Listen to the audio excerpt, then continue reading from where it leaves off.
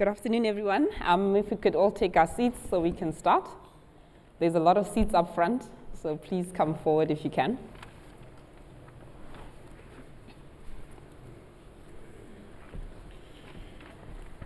Thank you for joining us for today's session. We're here to talk about unemployed and unemployable, which ties in very strongly to our general theme of the conference around inclusive growth. We'll be looking at this very rather serious challenge, to put it mildly. On one side of the equation, the sub-Saharan African economy is only creating about 3 million jobs a year, while more than 10 million young people are ready to enter the workforce every year, which begs the question of how we're going to deal with the supply of jobs and the supply of income-generating opportunities if it's not formal jobs. On the other side of the coin, the said young people entering the workforce are coming in relatively unprepared with inadequate knowledge and a mismatch of skills that industry actually requires for them to perform. The Forum's Human Capital Index finds that only 55% of Africa's human potential is actually captured, which is lower than the global average of 65%. Making the situation even harder is the advent of the fourth industrial revolution, automation, outsourcing, putting a great deal of pressure on the economy.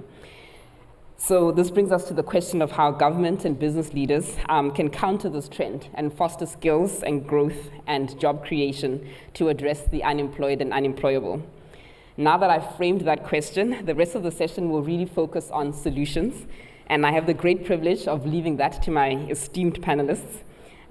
First, I have Minister Jeff Radebe, Minister in the Presidency of Planning, Monitoring and Evaluation in South Africa, Dr. Jennifer Blanke, Vice President of Agriculture, Human Resources and Social Development at the African Development Bank, Nicolaas Kruger, CEO of MMI South Africa, Susan Mboya, Coca-Cola Foundation, and lastly, Hamilton Ratsifolo, Country Manager of IBM in South Africa.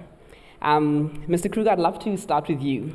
Since you're leading quite a large organization in MMI, 18,000 people, and you're possibly seeing a huge impact of the fourth industrial revolution, how do you read the situation and how are you responding to that?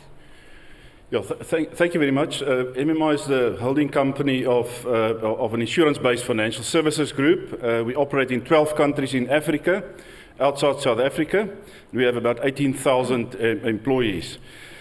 And we're also grappling with the impact of the fourth industrial revolution. What we know is that the skills base we have today and the skills we require in future to be competitive is going to be vastly, vastly different. So in fact, we've requested our executive team, in particular the head of human capital, to help us with the thinking process. What are the skills that we're going to require in future? And clearly the STEM and ICT skills, those will be in high demand, the left brain skills. But what's very important, the right brain skills will also become very important. Because although you automate things, the ability to connect with customers and also the ability to work in cross-functional teams, the ability to collaborate with your colleagues, the ability to work across different disciplines. Those are unique concepts, flatter organizational structures. So we're really rethinking organizational design, how should that work, how should we think about that, so that's work that's underway. A couple of other initiatives. It's great to join forces with your fellow insurance companies in the industry, at an industry level, do things together through the foundations. We're collaborating with Business Leadership South Africa and so forth, so that's very important. Then we also, through our own foundation, we spend about 35 million rands per annum on CSI, and about 60% of that we spend on education. And in fact, we're going to rethink that percentage and might well increase that in future, because clearly education is the foundation of a reskilling of people and changing skills. And clearly people have to not stop learning once they have certain qualifications. It's really a lifelong exercise, to keep on training and retraining yourself.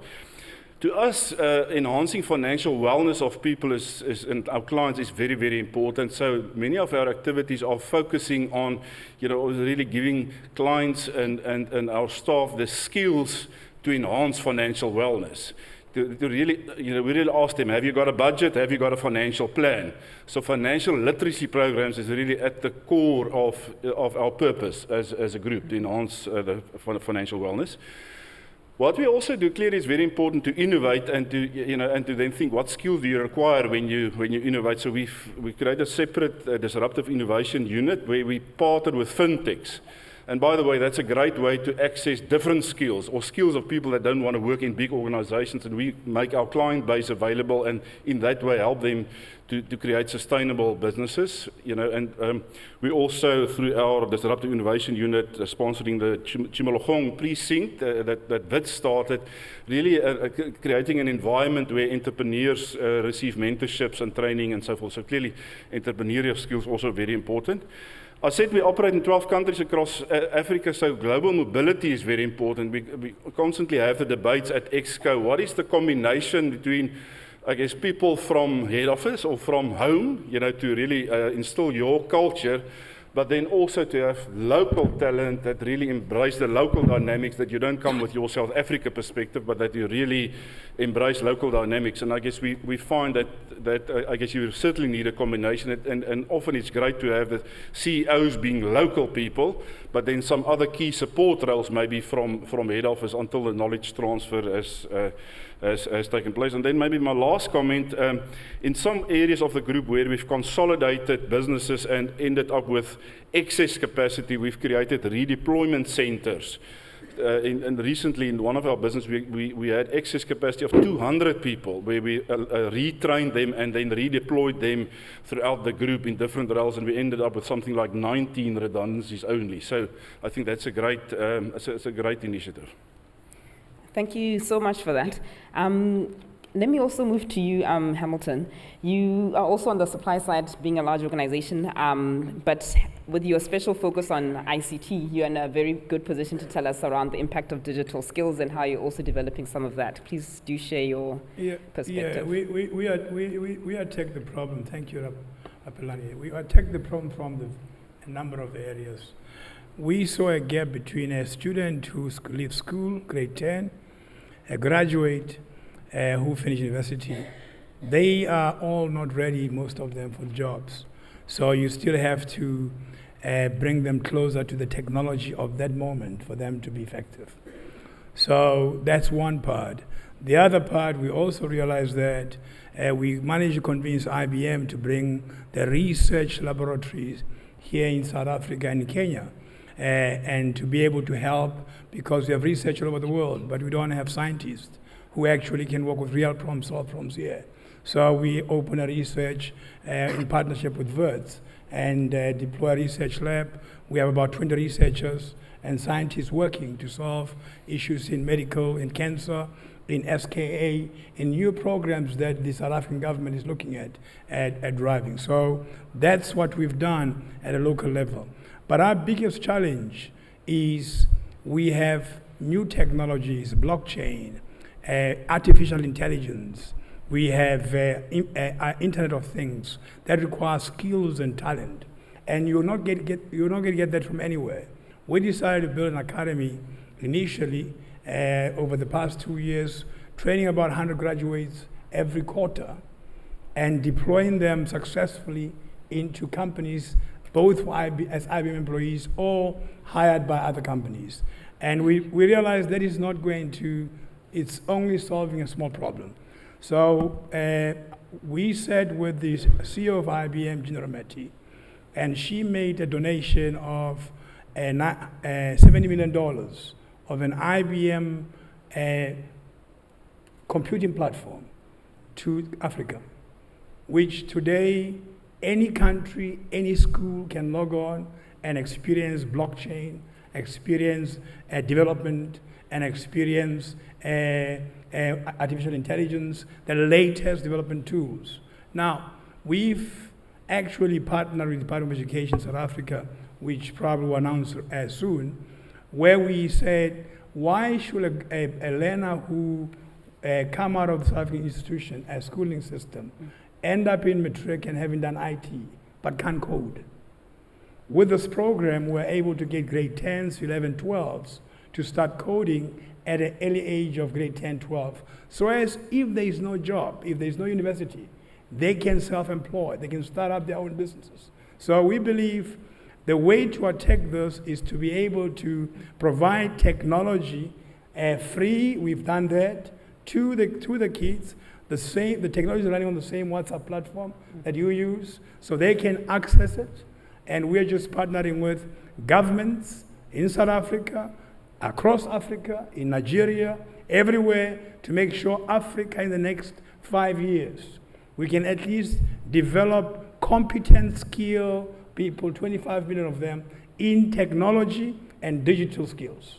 So that some can use, some can be innovators, and some can do startups.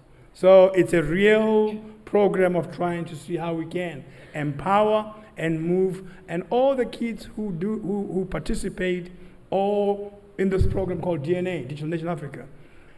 When they finish a module or whatever they can, we guarantee them that we can employ them. They are employable, and they can be productive from day one. Because out of the 400 people we've been training using the same technology, they are effective from day one and can work for banks, insurance, retailers, and we believe that's the way to go of solving the skills gap. Now, fees must fall. Kids who can't go to school can use the technology. For universities, we've put special program like artificial intelligence. The new world is cognitive computing, ability for you to infuse intelligence in your business processes. And that's what we are doing in the new world. And for us, from unemployed to employed, if we participate in this program, you get skills that actually can get you the employment level. Okay.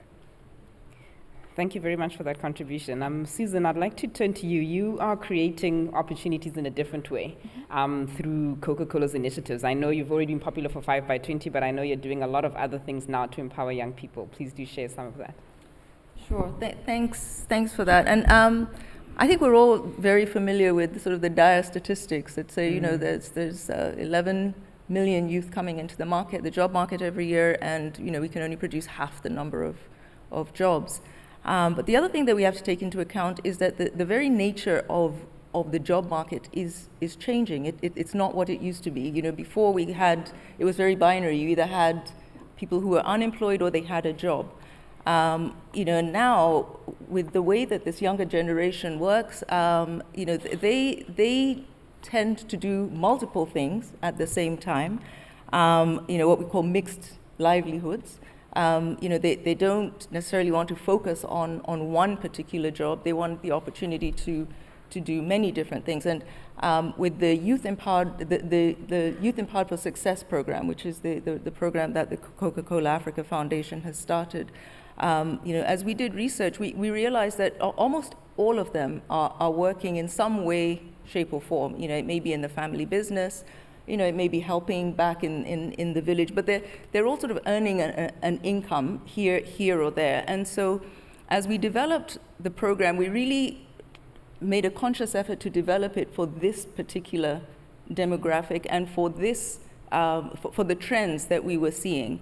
One of the other things we were kind of surprised to realize is that although access to jobs was a key pillar of the program, many of the youth who came into the program said, I don't want to be employed. Actually, more than 75% of them were very clear. They wanted to work, but they did not want to be employed.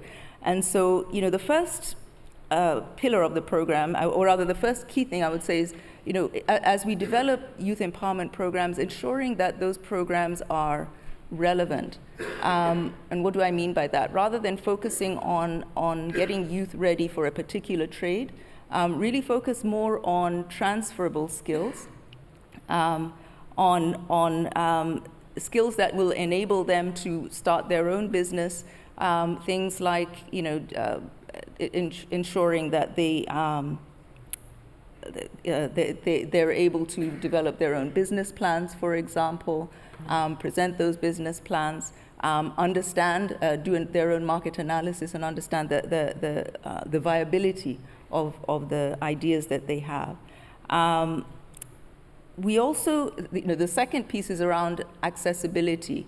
You know, the youth that we're trying to reach the youth who are the most marginalized and who tend to have the least access to job opportunities. And you know, what has happened historically is, as young people graduate, they migrate to look for jobs. We said we want to flip that and say, how do we take the jobs to where they are? Well, Coca-Cola is probably, we're accused anyway, of being one of the most pervasive brands. We are everywhere. And so we said, how do we use that? The fact that our brands we have a presence in rural areas, we have a presence in hard to reach areas. And what we did is we created what we call hubs, areas where young people can come and congregate, and where we can provide these youth empowerment services. So they get, and it could be a shop, it could be a hall, it could be somebody's home, where we provide access to business skills training. We've also provided trainers who can help them mentoring as well, access to finance. And very key in this as well is we've introduced an element of technology so that they're actually able to access all of these services, not just at the hub, but even when they go home. The third piece of this is around scale.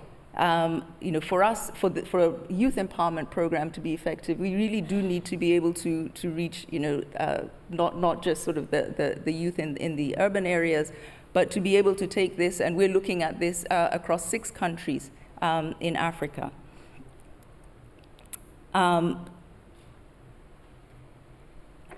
sorry, the fourth element is around sustainability. And I think, as we look at the way that Coca-Cola has worked historically, we recognize that in the private sector, there are certain elements that we can bring to the program. But to make the program sustainable, we need to also be working with the community. We also need to be working with government. And in what we call the golden triangle, which is government, the NGOs, and the private sector. And so we've also worked with other private sector companies to open up our value chains and to create jobs within our value chains for young people. To date, we've been able to engage about 9,500 youth with over 7,000 completing training. And so I think this is, we're still on our journey with this, but I think we're very excited about the progress that we've made and the possibilities going forward. Great, thank you. So I think we've heard from the few private sector players around the kind of skills that they're building in young people that are quite different from what was required before, right-brain thinking skills, big picture thinking skills, teamwork, collaboration, communication. Jennifer, you're in a position to sort of look at both sides of the equation, on the supply side, demand side, and the skills sort of development side. So can you tell us a bit more from the African Development Bank perspective, how you're trying to pull it all together so that everyone's talking? Yeah, thanks. So, what we're trying to do is, well, I'd say there's 2 things. Look at both the supply and the demand side and also the linkages between them, but ensure that you have the public and private sectors talking to each other as much as possible, because it's wonderful when the private sector is doing things, it's great when the public sector is doing them, but if they're not doing it together, you just don't have as much impact. So maybe I'll just very quickly talk about what we're doing on the supply side, and then a bit more on the demand side, which I think is probably more relevant for this discussion. So on the supply side, we engage a lot with governments, and so we have many conversations with them in terms of technical assistance. We have many experts who work in the bank who are looking, both at the policy side of things. So ensuring you have the right kinds of policies in place that allow for very strong and adaptive educational systems, but also making sure that you protect the budgets and you don't cut critical spending on education or vocational training and things like that. And so that's one thing. But also bringing in, a strong look at how they're running the educational systems in order to make sure that they're getting value for money. And finally, of course, looking at the curricula.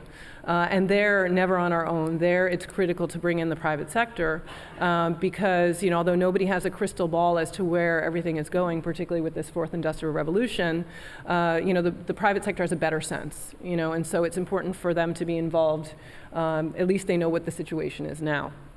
And so I think all of that is what we're doing there. Another area I would just mention that was sort of touched on is the fact that we're really pushing in the direction of technology, innovation, science, everything around STEM, just to make sure that African countries are really taking these areas seriously. We know that the problem right now is that we have a lot of graduates that are studying important things, but not necessarily what's needed by the economy or the labor market. So that's on the supply side. On the demand side, we have a new big initiative that we're quite excited about called Jobs for Youth Africa. And that is really a bank-wide effort where we're crowding in efforts from a lot of other foundations and other actors who are interested in this area.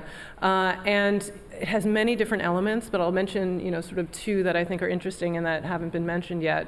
The first is the whole idea that if you think about what a multilateral development, or, a development institution in general does, we have lots of projects, right? We do lots of things, whether it's infrastructure or in agriculture. So what we're doing is we're making sure that anything we do has an employment element to it, right? So we're training the staff of the bank to make sure that as they build out projects, whether it's building a new bridge or working on a port or building a new hospital, that they think about the vocational training as well as the jobs.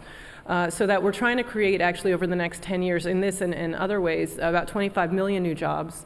And really trying to get, sort of better skills to about 50 million young people directly through this project. So really that's about the mainstreaming. Everything we do will try to improve job creation and also track it afterwards. So it's going to be in the KPIs of the project managers, the operations managers at the bank. Another thing I would mention, we're definitely looking at things like IT. We're doing sort of sector efforts in areas where we think it's important to drive employment creation. One that hasn't been mentioned here is agriculture. I'm VP for agriculture and a few other things at the bank. And this is an area we're very excited about. We started a new program last year called Enable Youth. And there what we're doing is we're taking the young graduates coming just out of school, it doesn't matter what they studied, and we're getting them excited about agriculture as a business. Not agriculture as a way of life, agriculture as a business. And we give them training, we put them in touch with other entrepreneurs, teach them about value chains, give them even seed funding, loans, et cetera. And really get them excited about this. And we actually even have our annual meeting at the end of the month in India, and we have a session on the program called Agriculture is Cool. Because we really want young people to think that this is an area that's quite interesting to get into. Again, not necessarily to be smallholder farmers, although that's important, but really to figure out how do you move up the value chain, because that's where the jobs are going to be. And so I'd say these are two of the pieces that we're working on. We're also doing lots of other funding schemes, and we're working in industrial jobs and IT jobs and things like that. But these are some of the sort of, I think, more exciting ones that people aren't necessarily thinking about. And I'd say, just to wrap up, through all of this, we need to have the government fully engaged. You need to have the right policy environment. You also really need the private sector involved as well, and well coordinated. And we're really going to keep trying to push through. And anybody who's interested in working on that, I think we need to be working together and rowing in the same direction. Thanks. Great, thank you very much. Minister Radebe, you've heard from Jennifer that government being involved is quite critical in this process, and I know you take that role quite clearly with your Agenda 2063. Please do share some of those insights. Well, thanks for inviting me, and good afternoon to my fellow panelists as well. I think the starting point is Agenda 2063, which envisions an Africa that is on the march towards a more prosperous Africa. And I think we need to underline this point, that the responsibility for doing all this, to march on this bold vision, is the responsibility for all of us, government, business, labor, citizens alike. And that future of Africa is also dependent on a well-developed generation of young people. The statistics shows that Africa is growing. In 2015, there were about 1.5 million, 1.3 million Africans, and by 2063, there will be almost 53 billion people on the continent. So this agenda, therefore, that's why even this year, our heads of states dedicated 2017 to be the year of harnessing this demographic dividend through investment in young people. So it is our responsibility, therefore, that we should leave no stone unturned in empowering young people of this great continent, because the current demographic structure with a high youthful population in our country will lend significant potential to the economic transformation of the African continent. And also too, at the World Economic Forum in Kigali last year, it was decided that our focus should be on a future-oriented subject such as science, as Mr. Kruger has indicated, technology, engineering, as well as mathematics, and also ICT, which is very critical for the development of the African continent. I also want to highlight the point as well that partnerships and collaboration between the public and private sectors, civil society on this educational sector is very critical to imparting the skills for the youth of this continent of ours. The other point that has to be emphasized is the whole issue of the fourth industrial revolution. The fourth industrial revolution, as it was heavily discussed at the World Economic Forum in Davos this year, we should also understand that as Africa, we should not be left behind this industrial revolution, because living through this time in the world today, ideas are more important than many other things. So technology is a major factor and opportunity that we need all of us to leverage upon. Especially the knowledge economy, where in many parts of Africa, there are still jobs that do not exist in other parts of the world because of this industrial revolution that is taking place in our country. But part of the things that we like to propose, some of the key actions and deliverables that maybe this forum needs to consider, that we need to develop strategies that are aimed at reducing the proportion of young people that are unemployed, because as we know that by at least a quarter by year 2024, in accordance with this Agenda 2063. And secondly, also to improve access to credit facilities, especially for young people, especially entrepreneurs. And also to engage all chief executive officers in the private sector, philanthropies, in making sure that we develop these entrepreneurial skills amongst our people to capacitate young people, and also to invest with high job multiplier effect sectors such as information and communications technology, agriculture, the point that Jennifer has raised, in order to ensure that we increase that generation of employed young people in our country. Thank you for that. I think knowing how big this challenge is around unemployment and skills, what further role do you see a government playing in terms of coordinating everything? So we've heard, for example, that there are young people that are educated, but they're educated in the wrong things, and they therefore won't get employed. Who is really supposed to take on the role of helping us prioritize the skills, and do we ever get to a point where we can plan for 5 or 10 years how many people we want to develop in different industries, so that we don't get to a situation where we're trying to absorb them sort of at the end? And how can we sort of better plan that from a government perspective and bringing in the stakeholders? Well, I think the first point to be highlighted is that the responsibility of doing all these things does not lie with government only. So we require that partnership with business, with labor. Fortunately, here in South Africa, we have this National Development Plan, our Vision 2030. But I think what is critical as well is to ensure that when we provide that education and skills development, it must match the jobs that are required by the industry. So that collaboration is of critical importance in order to ensure that we can be able to deliver the goods that we require. So there are various initiatives of government working with the private sector and labor to harness these kinds of things. Jennifer, how can we contribute to that? Yeah, I mean, I would completely agree with the minister that it is not only in the purview of the government. And I did say, I mean, I said before, but just very briefly, that, you know, the private sector doesn't have a crystal ball, but they have a better idea of where we are now. You know, it's sort of like, you know what the weather's doing now. And so I think, you know, it is that sort of dance between the private and the public sector, as well as institutions that work on this, as well as educational institutions, obviously. But I just want to make a point, because I think we often look at this and we kind of tear our hair out in Africa and we say, oh my gosh, this is such a huge challenge. And yet recognizing the fact that advanced economies are really struggling with this, because they have so much legacy infrastructure in terms of the educational system to change.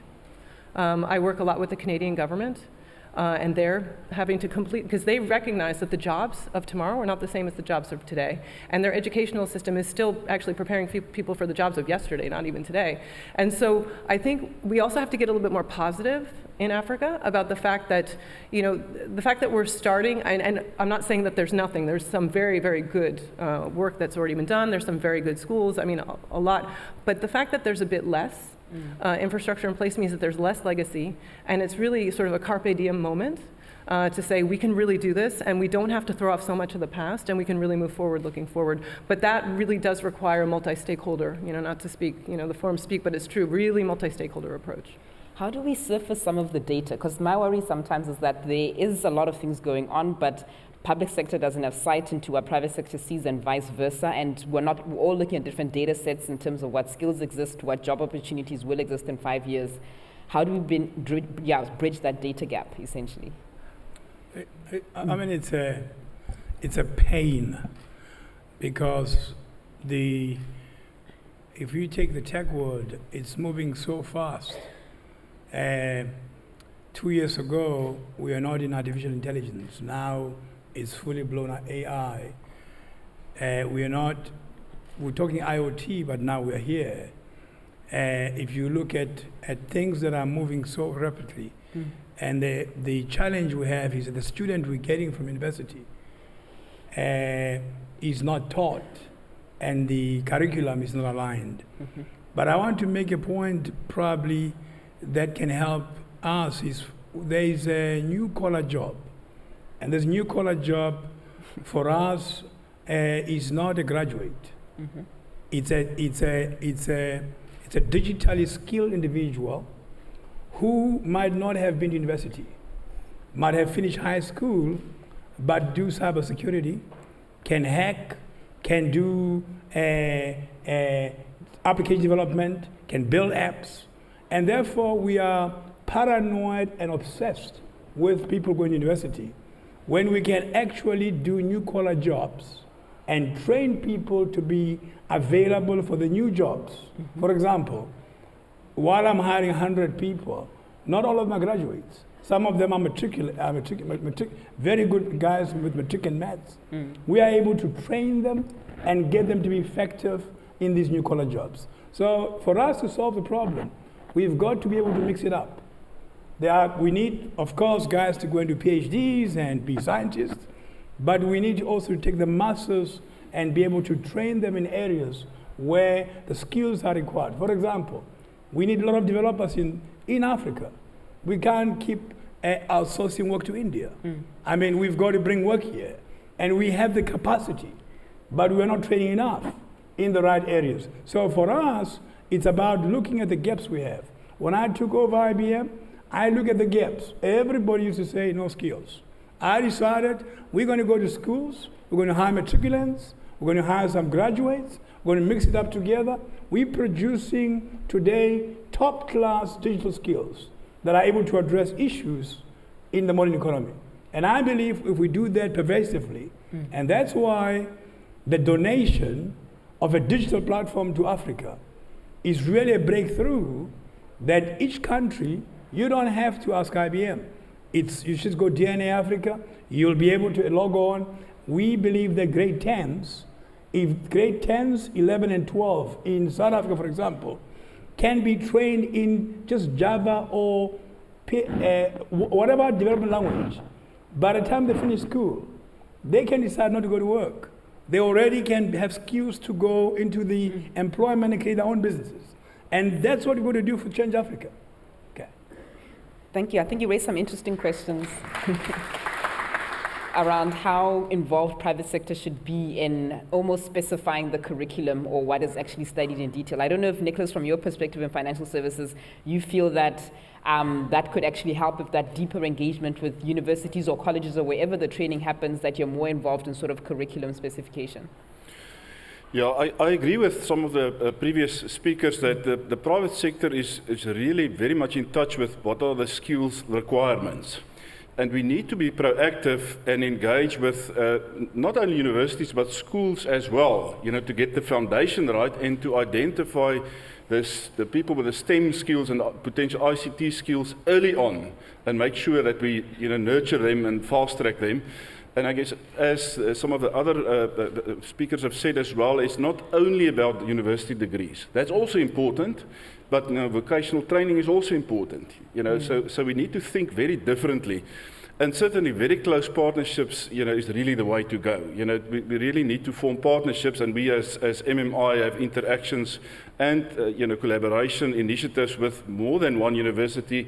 We're also involved with schools. I mean, a great initiative recently where we got involved is the Partners for Possibility, where you partner a principal of a school, and you mentor that principal as an equal, and certainly bring your business skills, and really mentor the principal. What are the challenges at schools? What advice have you got? You're not the boss. You almost mentor each other, and some of those relationships are really very, very deep relationships that really transform the schools. And the business colleagues that do the mentorship, they also gain a lot from a personal perspective. So that's, I guess, one example at school level. So this is really the way to go. Sure. Susan, I want to come back to you with some of your programs. I think everyone has spoken a great deal about the kind of skills and training that we're doing.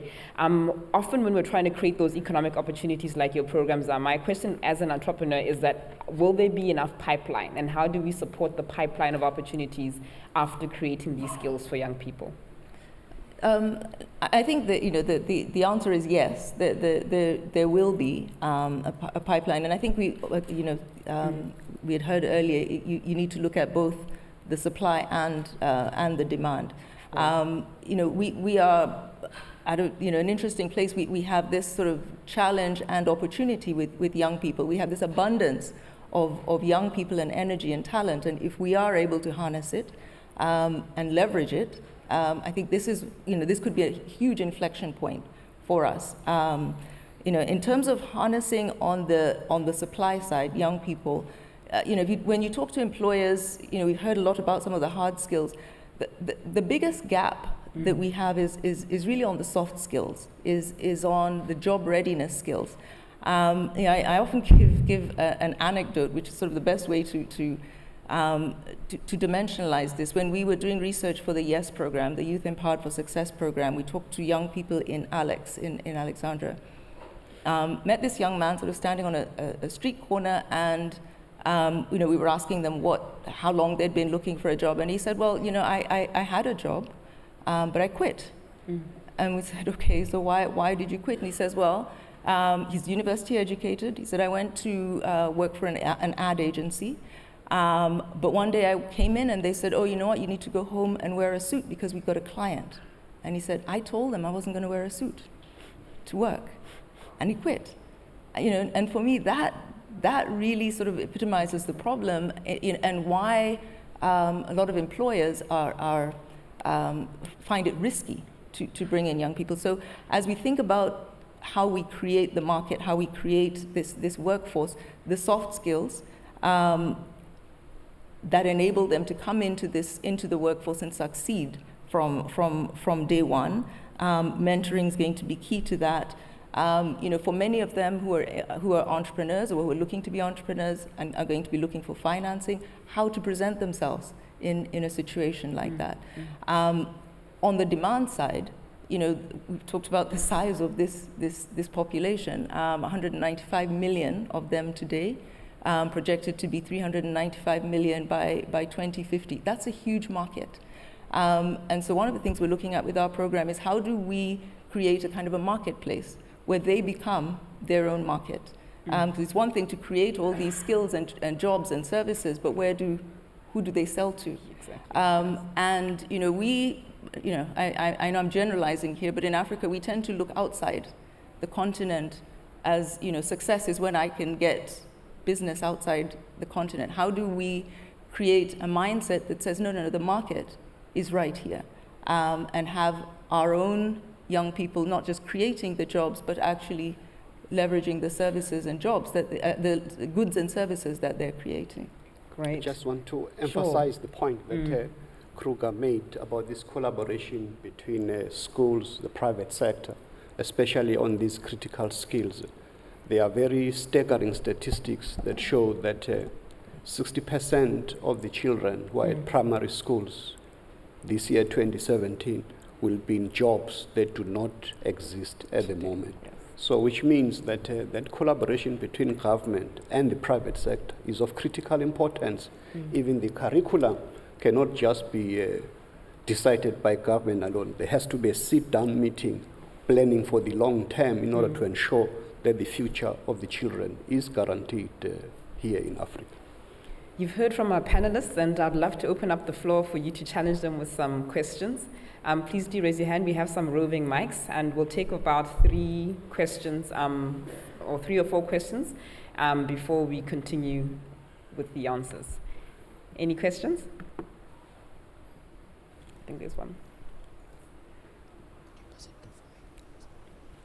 The lady in the front. Oh, okay. Thank you. Hi. I'm Janet Longmore with Digital Opportunity Trust, and I was really pleased to hear, Susan, your comments of the research that you did with young people.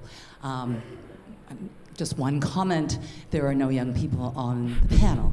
And yet it's a growing demographic, and really they will be the marketplace.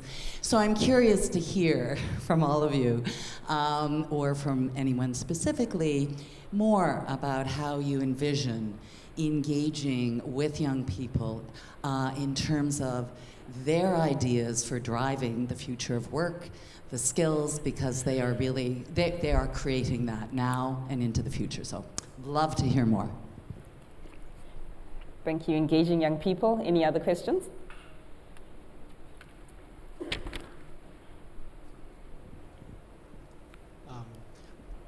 Is it on? Okay. My question is just to know the business readiness to give internship for young people. I think we talked about job readiness of young people. Unless the business actually open the door and allow young people to learn the soft skills and have a job experience, their preparedness to really stay in a job and also begin their life is difficult. So my question is how businesses are ready. Great. There were also a couple this side, but... Thank you. I believe this one is for Minister Radebe. Minister, I guess when one comes to the World Economic Forum event and listen to the skills discussions, and we try and reconcile it to how we, how we actually practically prepare ourselves for the future. It's a difficult one. So I mean, I guess we know that a lot of the jobs, a lot of the jobs that our children will be doing in 20 years' time, we understand that they don't exist, so therefore we need to teach them to learn and keep on learning. But we also know, Minister, that, I mean, in South Africa, we still with a high unemployment rate. And if we actually really adopt a lot of the technologies that the rest of the world is using, that, that immediately will increase the level of unemployment. So how do we actively do this, Minister? And maybe the point has been made about the panel maybe not being young enough, but I thought this one I'll direct to you, that how do we get into our government a lot of young people, and how do we start being seen to really be preparing for a new world? I don't think we'll do another round, so one more question, and then we'll have the panelists answer. Thank you very much. I was thinking of how to link the government and business to make education relevant, to make sure that the young achieve the right skills for jobs. And I think it is here in South Africa where the National Qualification Framework, I come from education background, by the way. National Qualification Framework was implemented, I guess, first time in Africa and also in the world, where in curriculum development,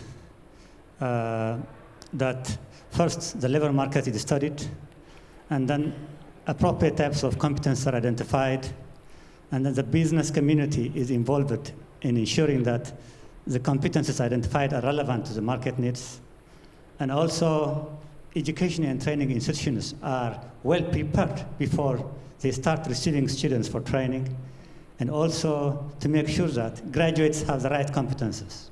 So I thought that in South Africa there are institutions that are making sure there are relevant competences, education in training institutions are prepared, and graduates have the right competences. Don't you think such kind of institutions would fill the gap of creating the collaboration between business and government? Great, thank you for those questions.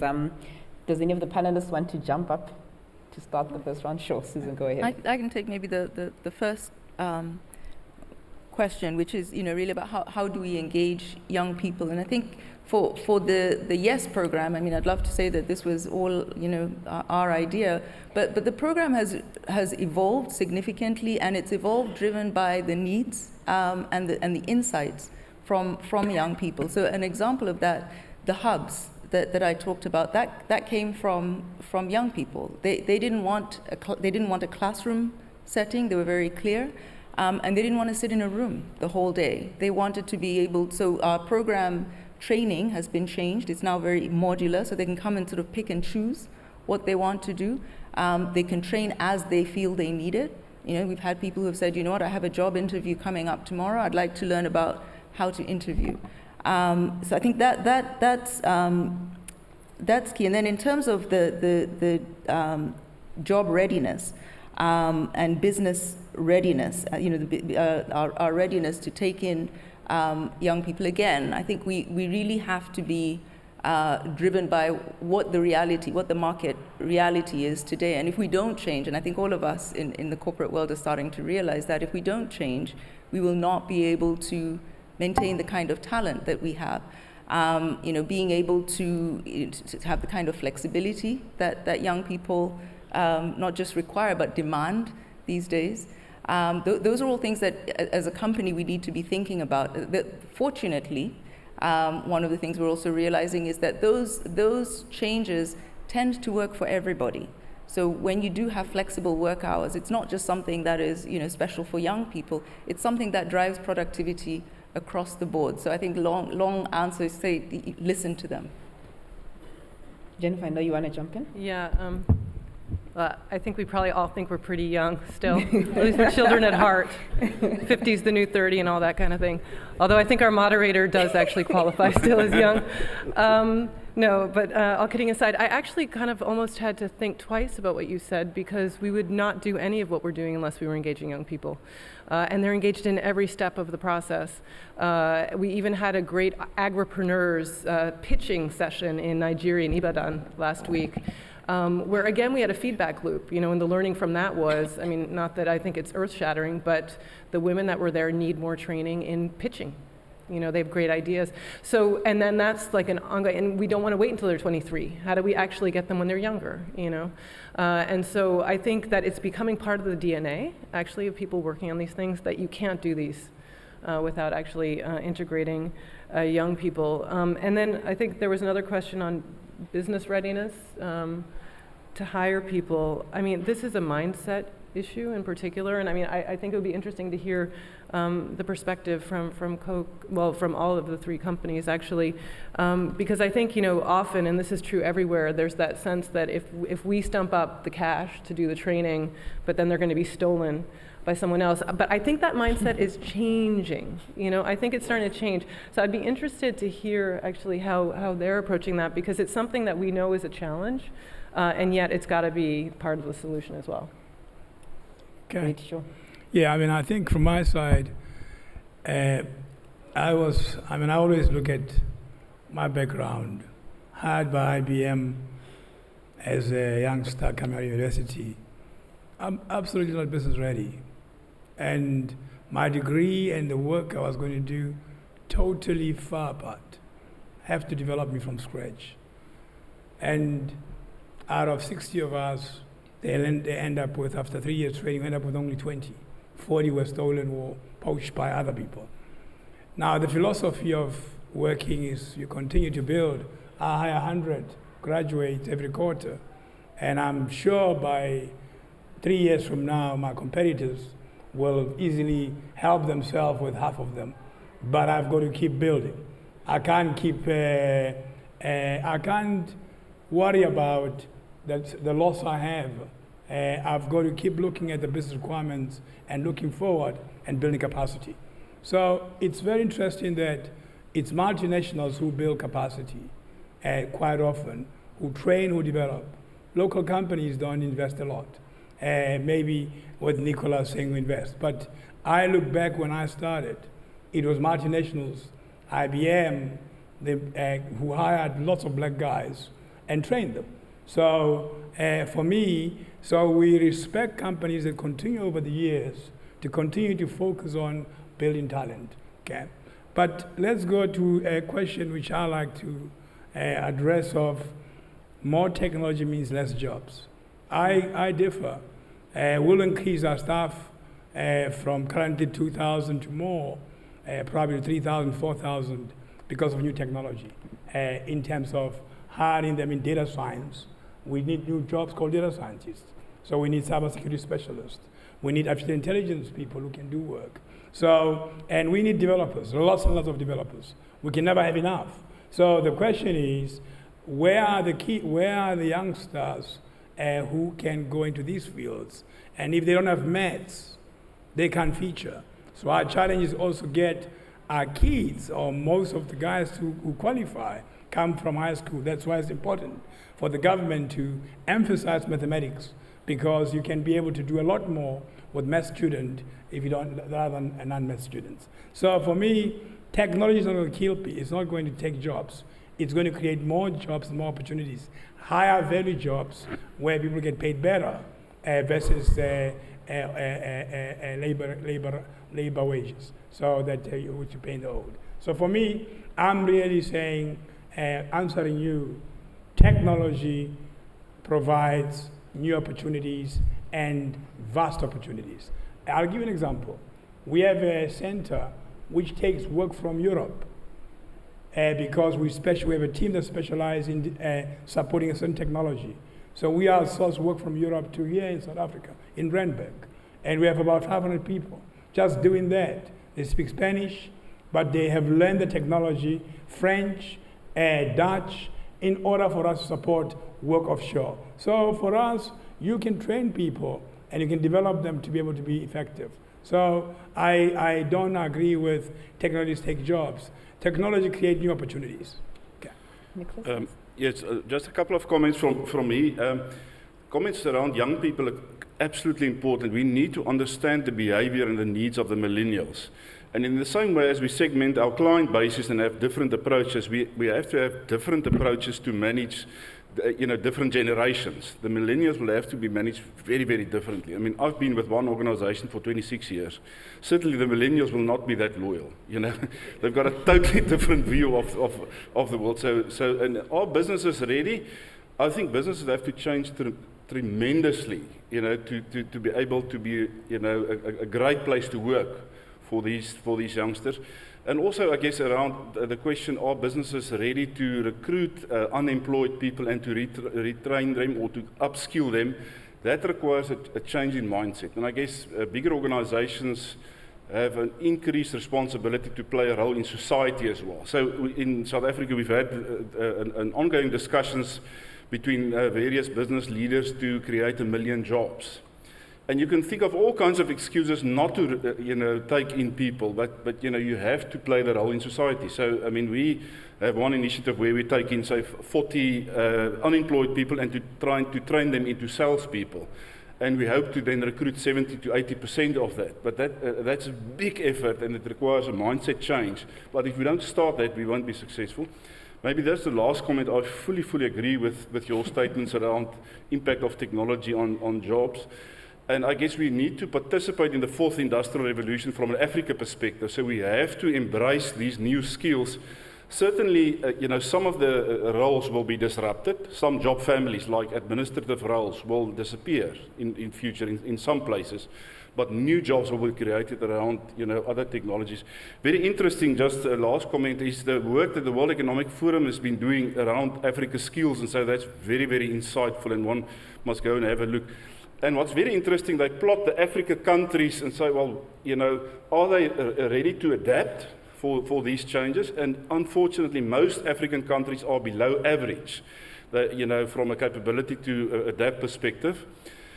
The other perspective that the World Economic Forum has also highlighted is that quite a few economies in Africa will not be disrupted that significantly by the fourth industrial revolution in the short term.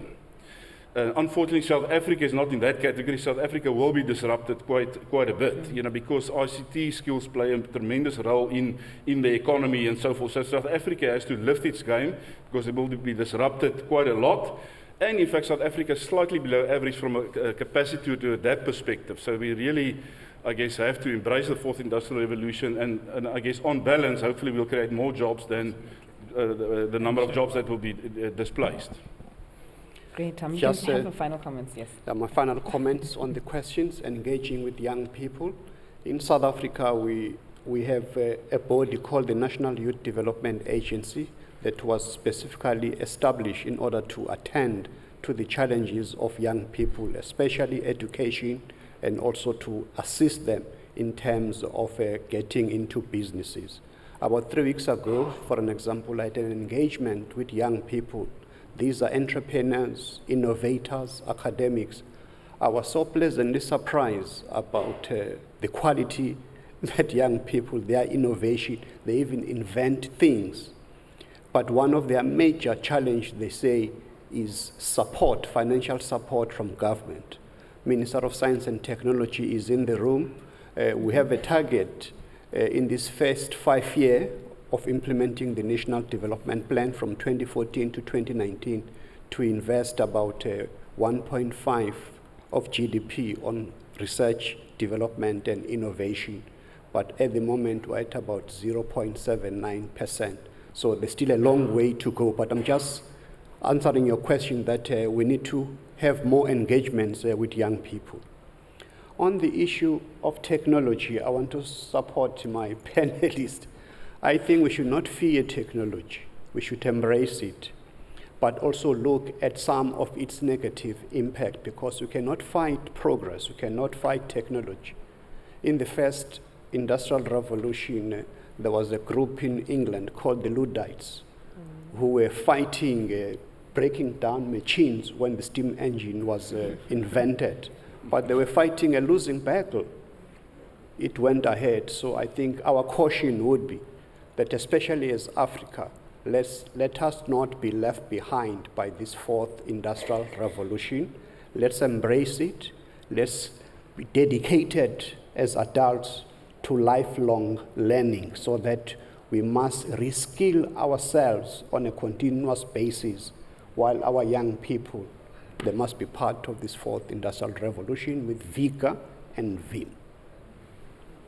Thank you very much. We are literally almost out of time, but I want to just ask sort of 30-second bites from the panelists in terms of, you've heard all the contributions that everyone is making in different sectors of the economy and society. Are you comforted that enough is being done for us to get past this problem? And if you are, what gives you that comfort? And if you're not comforted, what is the one thing that you'd like to see happen that you think will get us across the finish line? 30 seconds, 1 minute. Hamilton, go ahead. Well, for me, I think the question raised by the gentleman here, the collaboration and the interworking between government and business to make sure that the jobs and curriculum that is at schools and university is relevant to produce the right kind of quality individual, whether at matric level or high school level to get a new collar job, a person at university level to produce someone who is ready to produce, to be able to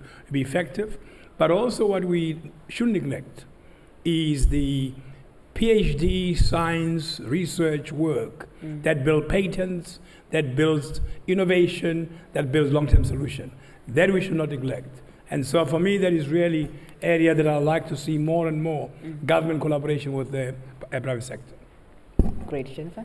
Actually, just following up on the collaboration idea, I think we've seen Well, I mean, just on the panel, different organizations and institutions that are working a lot on this.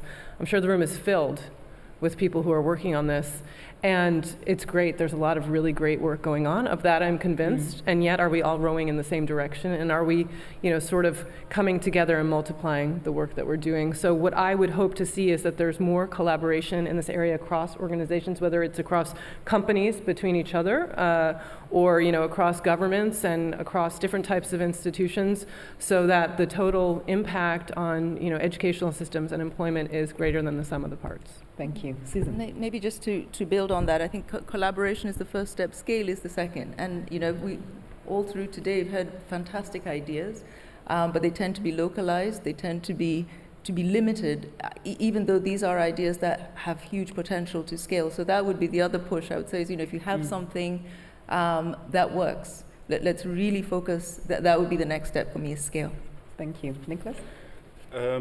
I agree with the previous sentiments expressed. I think great work is being done in a variety of places.